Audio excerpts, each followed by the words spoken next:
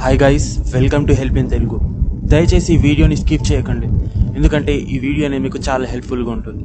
లేటెస్ట్గా మీరు చూసే ఉంటారు, హైదరాబాద్ శివారు మేడ్చల్ జవహర్ నగర్ వీధి కుక్కల దాడిలో ఏడాదిన్నర చిన్నారి నిహాన్ ప్రాణాలు కోల్పోయిన సంగతి అందరికీ తెలిసిందే.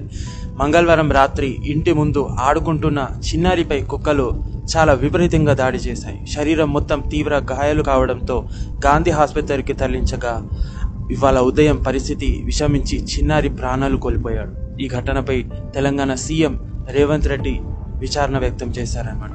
చిన్నారి చనిపోయిన ఘటన తనను తీవ్రంగా కన్నీరు మున్నీరు చేసిందని, భవిష్యత్తులో ఇటువంటి ఘటనలు మళ్ళీ జరగకుండా చర్యలు తీసుకోవాలని అధికారులను ఆదేశించారన్నమాట.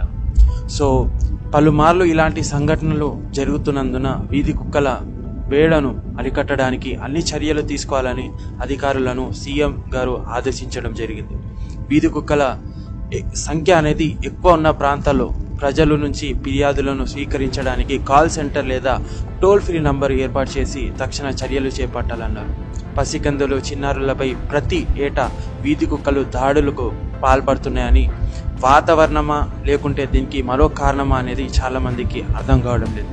కానీ ఈ అంశంపై పశు వైద్యులు, బ్లూ క్రాస్ వంటి స్వచ్ఛంద సంస్థల ప్రతినిధులతో నిపుణులు కమిటీ ఏర్పాటు చేయాలని చెప్పారు. వీధి కుక్కలకు టీకాలు వేయటం లేదా ఇతర రాష్ట్రాల్లో అనుసరిస్తున్న పద్ధతులను పరీక్షించాలని అధికారులకు సూచించారన్నమాట. సో జీహెచ్ఎంసీ పరిధిలోనే అన్ని అర్బన్ హెల్త్ సెంటర్లు, రాష్ట్రంలోని అన్ని ప్రాథమిక ఆరోగ్య కేంద్రాలు, ఆసుపత్రుల్లో కుక్కలు దాడులు చేస్తే తక్షణం అవసరమైన మందులను అందుబాటులో ఉంచాలని వైద్య ఆరోగ్య శాఖకు మన సీఎం రేవంత్ రెడ్డి గారు ఆదేశించడం జరిగిందనమాట. ఇలాంటి ఘటనలను నివారించడానికి తగిన ముందస్తు జాగ్రత్తలు తీసుకోవాలన్నారు.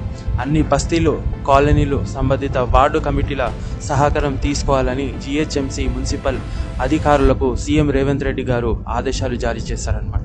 కాగా ఈ ఘటనే కాకుండా తెలంగాణ వ్యాప్తంగా ఇటీవలే కాలంలో వీధి కుక్కల దాడుల్లో చాలా మంది గాయాల పాలయ్యారనమాట.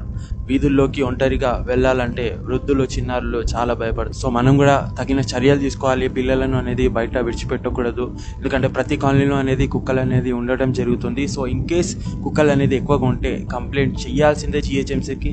సో వాళ్ళు కూడా వచ్చి ఆ కుక్కలను అనేది పట్టుకుపోతారనమాట ఫైనల్.